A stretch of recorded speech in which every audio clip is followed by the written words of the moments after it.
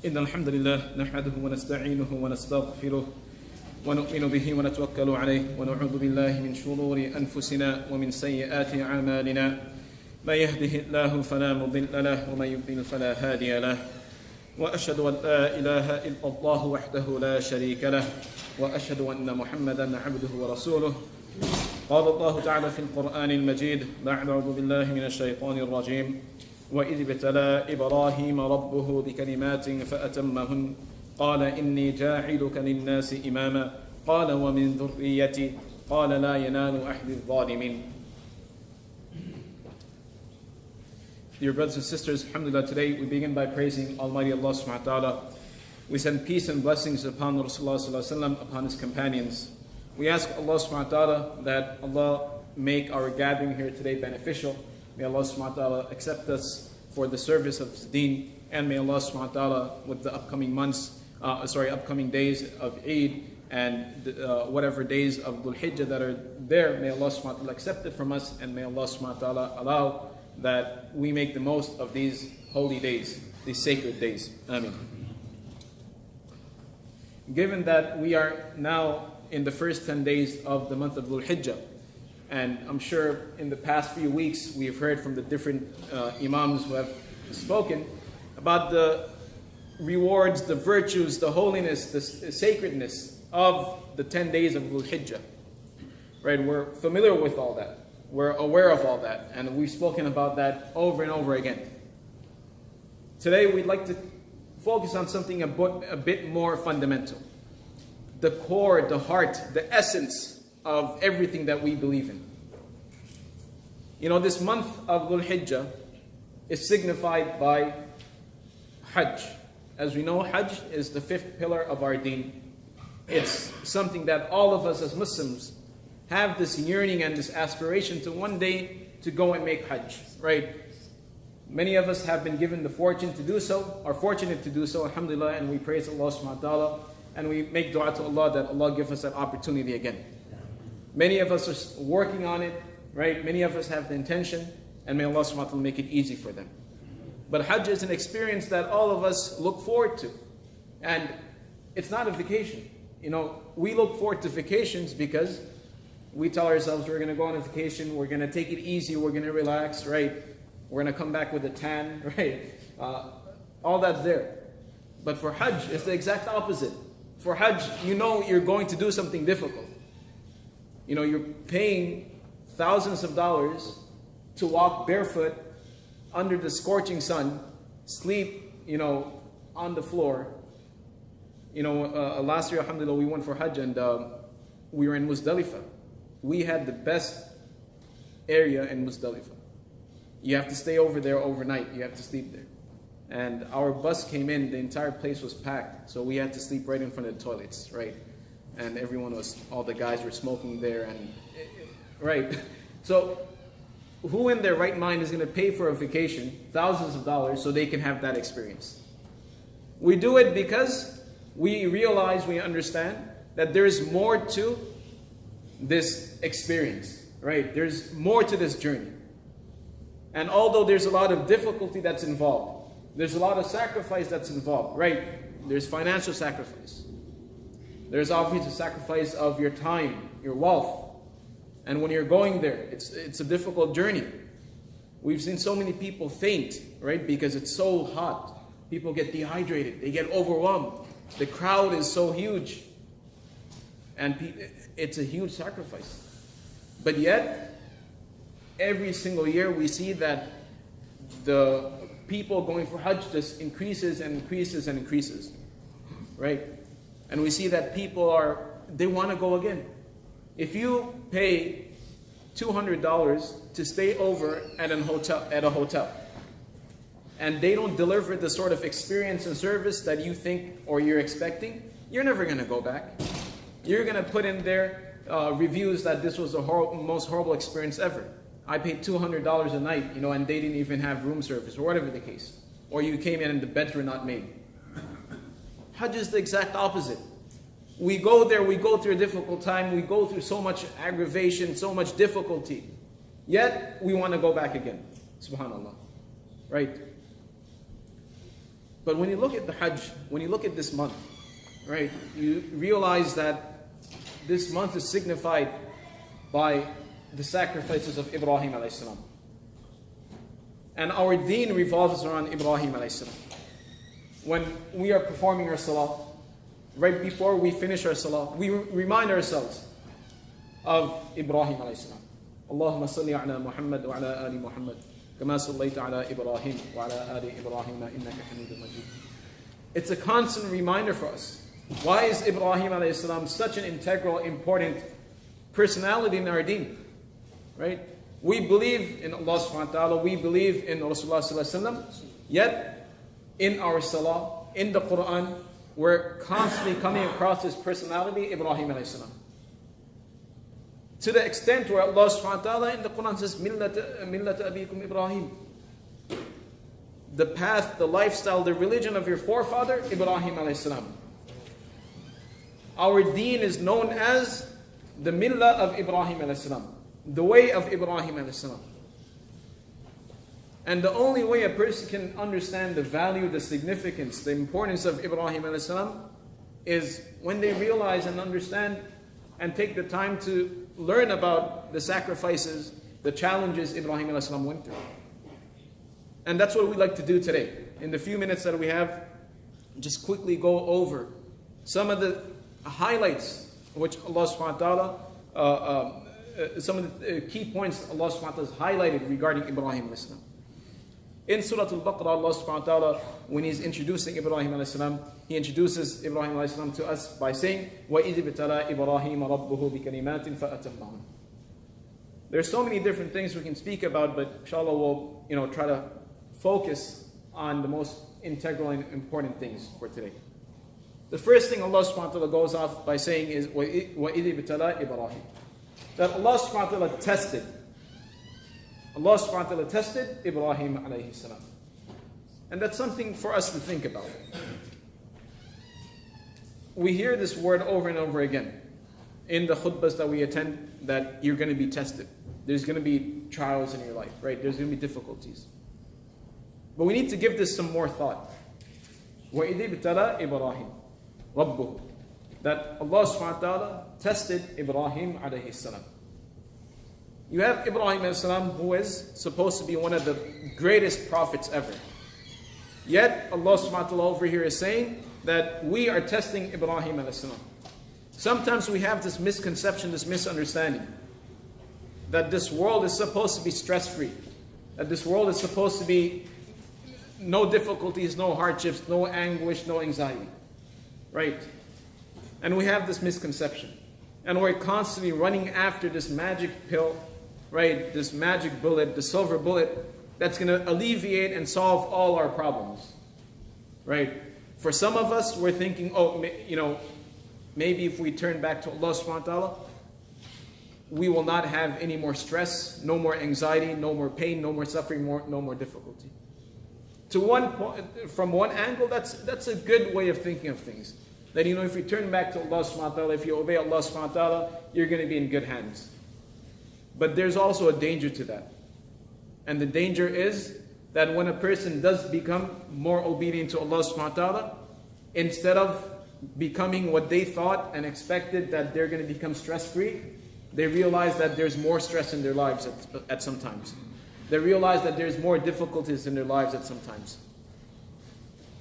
And because their expectations were not met, now they abandon Allah subhanahu wa ta'ala, they abandon the deen of Allah subhanahu wa ta'ala.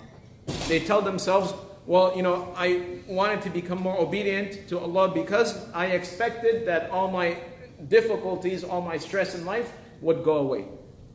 When they reach that point, it doesn't go away, their expectations are unfulfilled, their experience was terrible, and now they abandon Allah subhanahu wa ta'ala. What we have to realize is that this world is supposed to be a world of stress, is supposed to be a world of difficulty, anxiety, worry, right? Because if it wasn't, then it would be called Jannah. Jannah is where you are stress-free.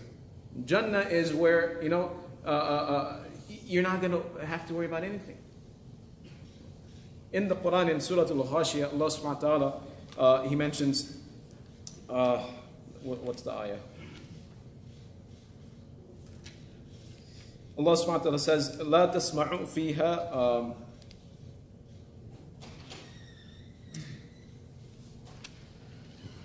one second. لا تسمعوا فيها لاغية. Allah subhanahu wa ta'ala says, لا تسمعوا فيها لاغية فيها عين جارية فيها سرر مرفوعة. In Surah Al-Hashiyah, Allah subhanahu wa ta'ala says that in Jannah, لا تسمعوا فيها لاغية. They're not gonna even hear, nonsense, frivolous talk. One of the things that people really like to do today is just leave the city, leave their towns, and just go somewhere quiet so they can just relax. That's Jannah for you, right? Jannah is a place where you're not even going to have to worry about the hustle and the bustle, the noise, no distractions at all. Jannah is the place where you will have that full comfort, that full luxury, that true peace that all of us are looking for, right? But you're not going to find it in this world. You're not going to find it in this world. Rasulullah ﷺ did not get this. Ibrahim ﷺ did not get this. Musa ﷺ did not get this. Maryam ﷺ did not get this, right? What makes us think that we, as normal people, are going to receive this special gift from Allah subhanahu wa ta'ala? In fact, when you read the hadith of Rasulullah ﷺ, you will realize that the people who are closest to Allah subhanahu wa ta'ala are the ones that go through the most difficulty. When you study and read up on the lives of the Anbiya alayhimus salam, you will notice that they often went through the most difficult challenges in life. Take the example of Rasulullah sallallahu alaihi wasallam. For 23 years is not a small amount of time, right? 23 years, Rasulullah sallallahu alaihi wasallam had to endure constant persecution. There were many attempts made on the life of Rasulullah sallallahu alaihi wasallam in the span of 23 years. Right? And it wasn't just his own personal life. They went after his family. Right? They went after his friends, his relatives. And we see that a similar situation for Ibrahim alayhi salam. Not only was he challenged by the circumstances of his time, but on top of that, Allah subhanahu wa ta'ala gave him so many difficult challenges. Right? What's the entire significance of the Eid? To sacrifice, to make that sacrifice. But what does that signify? That signifies the command of to Ibrahim a.s. from Allah subhanahu wa ta'ala to sacrifice his son. So we see that these Anbiya a.s. that are supposed to be so close to Allah subhanahu wa ta'ala, that are so close to Allah subhanahu wa ta'ala, what is Ibrahim a.s. known as? Khalilullah, the friend of Allah subhanahu wa ta'ala. And Khalil is very different from the word Siddiq, right? Khalil means a very close, intimate friend. It's not just, some acquaintance or your buddy, right, that you hang around with every now and then. Khalil is your very intimate, close, confident, right? You know this person, you can trust this person. You will give your life for this person, and at the same time, you can depend on that person, that person will take care of you. That is Khalil, right? A very intimate, close friend, companion. This is what Ibrahim a.s. is described as. The Khalil of Allah, the companion, the close companion, the intimate friend of Allah subhanahu wa ta'ala. Yet over here in the Quran, Allah subhanahu wa ta'ala is saying, وَإِذِ بِتَلَى Ibrahim. That Allah subhanahu wa ta'ala tested Ibrahim a.s. The point we're making over here and the conclusion that we're arriving to is many of us that are growing up right now, or not even many of us that are growing up, but all of us, right? If you turn on the TV, you go on the news, you open your phone, and you're so overwhelmed, overburdened with so much anxiety, so much stress, and then you have families, right? You have your occupations, your careers. There's so much demand on each and every single one of us in today's time that it's unfortunate that there are people who turn to options that are not the best. We have, our fellow Muslim brothers and sisters who turn to suicide. And prior to that, there are people that are going through depression, and the topic of depression is not addressed correctly within our communities. We come from backgrounds and cultures where depression is, it's handled one of two ways. Either, if you're depressed, it's because your iman is not good. If you just turn back to Allah, if you pray, you'll be fine. Or the second option is, there's some jinn inside of you and we have to fix you. Right? But now, as we find out, depression is a very serious concern. It's clinical depression is something that is very real. It's very serious. And it's within our communities. It can affect anyone. Right? And as our communities grow, we have to realize that there are people in our communities that are facing this real sort of depression. I'm not talking about, just a difficult life. I'm not talking about, a person is overburdened or just stressed out, right? And they just need a break. Or maybe, they're sad because of some sort of life event, right? Someone in their family passed away, they're sad. That's different. We're talking about, depression where it gets to a clinical level, where it becomes an actual ailment, right? It becomes it's something that becomes very, very serious.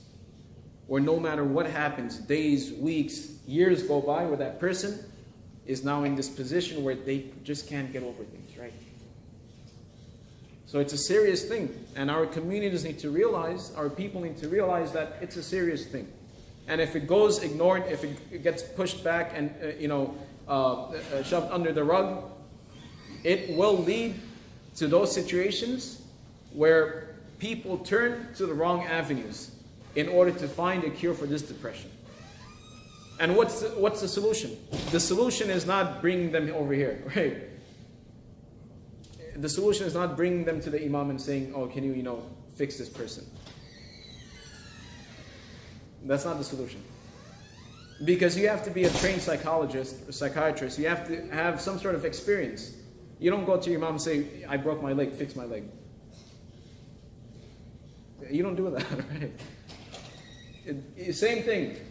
A few years ago, we took a course on mental health awareness. Right? We took a course on mental health awareness. And one of the things that they pointed out is that, if you saw someone in crutches, you would go and try to help them, right? Like a physical defect or something like that, some sort of physical disorder, you can see it, it's tangible. And you want to go and you want to help that person. We have ramps in the masjid so that they're wheelchair accessible. But the dangerous part about mental disorders is that they're not tangible. They're not visible. You can't see them, right? You may know a person who may be smiling and they may look very happy to you. But that person may be going through this clinical depression and they don't have anyone to turn to. Or maybe they have turned to someone in the community, maybe someone in their family. And instead of taking it seriously, they said, "Don't worry about it. You'll get over it. It's fine." Now let me make this very clear that, again, there's a very big difference between real depression and just being sad because of some sort of life event. I want to remind you of the story of Yaqub alayhi salam. Yaqub alayhi salam was the father of Yusuf. When Yusuf alayhi salam was separated from Yaqub alayhi salam, Yaqub alayhi salam cried and cried and cried for years. This is mentioned in the story in the Quran, in Surah Yusuf. Allah subhanahu wa ta'ala says, Yaqub alayhi salam cried and cried over Yusuf alayhi salam until he became blind. Right? So it's not about being sad.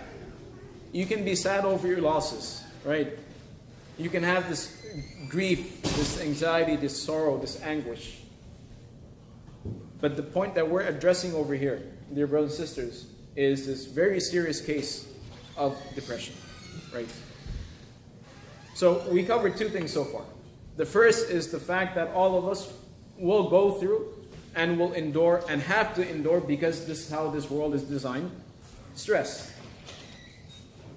And then there's a second part that we start speaking about depression, right?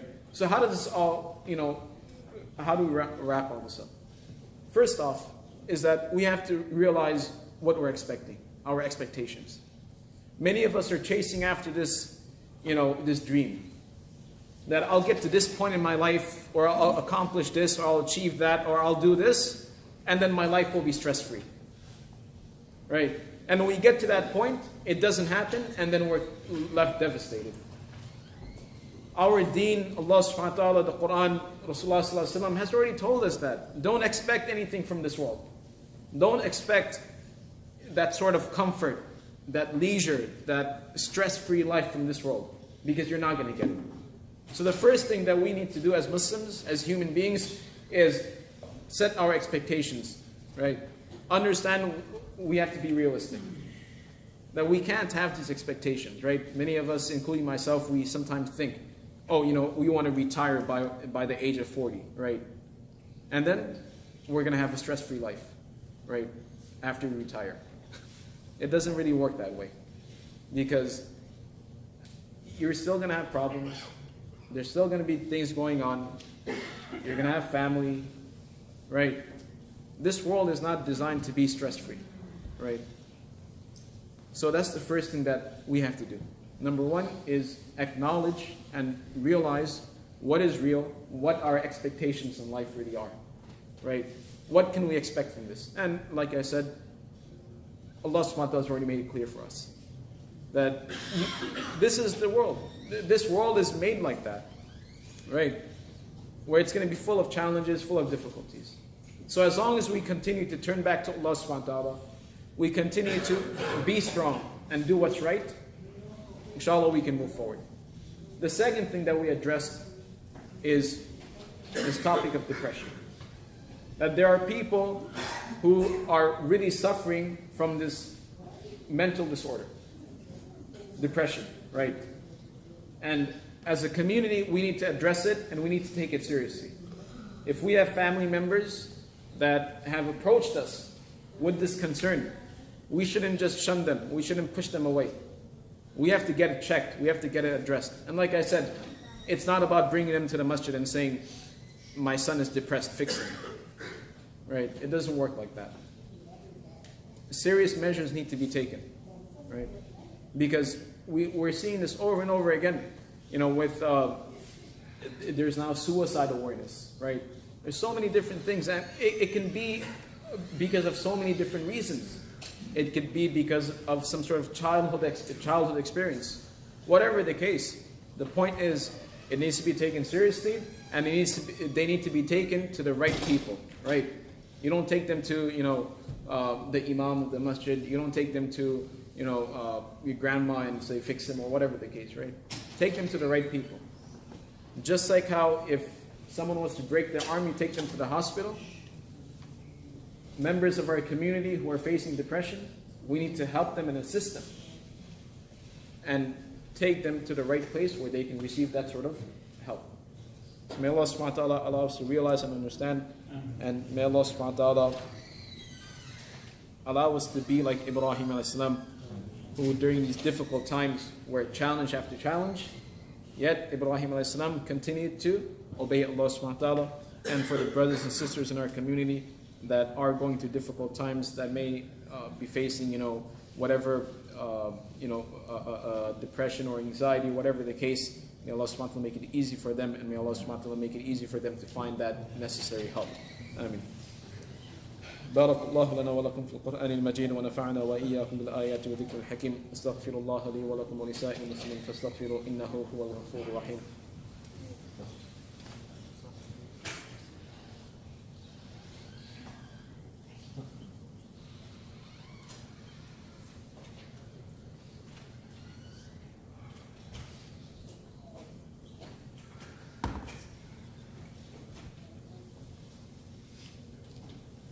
الحمد لله الذي أرسل رسوله بالهدى ودين الحق ليظهره على الدين كله وكفى بالله شهيدا ونشهد أن لا إله إلا الله وحده لا شريك له ونشهد أن محمدا عبده ورسوله قال الله تعالى في القرآن المجيد بعد أعوذ بالله من الشيطان الرجيم إن الله وملائكته يصلون على النبي يا أيها الذين آمنوا صلوا عليه وسلموا تسليما اللهم صل على محمد عبدك ورسولك وصل على المؤمنين والمؤمنات والمسلمين والمسلمات وبارك على محمد وأزواجه وذريته. Dear brothers and sisters, before we conclude today, just a few announcements. The first off, I'll start off